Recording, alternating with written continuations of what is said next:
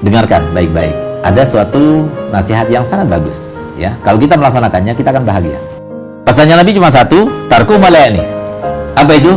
Seorang bijak berkata begini, kunci kebahagiaan adalah tidak melihat sesuatu yang tidak perlu dilihat. Kalau nggak perlu kita lihat, nggak usah dilihat. Kalau kita lihat, ya jangan salahkan kalau seumpama kemudian akhirnya kita nggak enak. Misalnya apa? Saya nggak pernah bisa melihat darah. Jadi kalau saya melihat darah itu, saya nggak bisa makan. Bahkan kadang saya pingsan. Sekitar 200 meter di depan kita ngelihat ada motor beradu. Wah, sampai terpental orangnya itu. Begitu kejadian, saya lihat langsung, saya rem mobil, saya putar balik, langsung pergi. Bukan nggak perhatian, bukan nggak ikut prihatin. Masalahnya saya nggak kuat lihat darah. Nah, tapi ada orang sosokan, kita kan penasaran. Manusia itu sifatnya penasaran, dan penasaran itulah yang kontra dengan himbauan Nabi itu. Karena penasaran itulah kemudian dia diuji sampai dia itu menghilangkan waktunya, energinya. Nah, itu yang justru itu model yang utama Allah berikan padanya, tapi digunakan yang tidak ada artinya. Jangan dilihat apa yang nggak perlu dilihat. HP-nya orang lain jangan dilihat.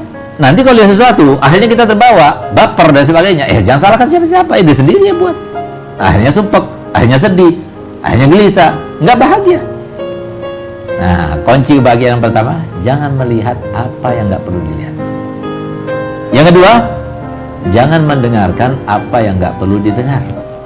Ada orang bicara, kita tidak dipanggil untuk berbicara sama dia, jangan dengarkan. Ngapain dengarkan? Ternyata dia bisik-bisik.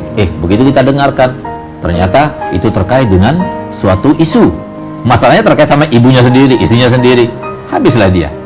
Gara-gara siapa? Dia. Nah, itu. Kenapa harus mendengarkan sesuatu yang tidak harusnya dia dengar? Yang ketiga, jangan berbicara dengan sesuatu yang tidak harusnya dia berbicara. Berbicara secukupnya, sepatutnya, seperlunya. Jadi kita ditanya, jawab seperlunya. Gak usah melebar kemana-mana. Kemudian yang keempat, jangan kita mengurusi sesuatu yang tidak penting kepada kita. Bukan kepentingan kita.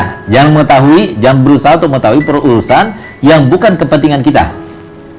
Jangan masuk kepada ranahnya orang. Bukan kepentingan kita, bukan mandat kita, bukan urusan kita, jangan masuk ke sana. Itulah 4 kunci kebahagiaan seseorang.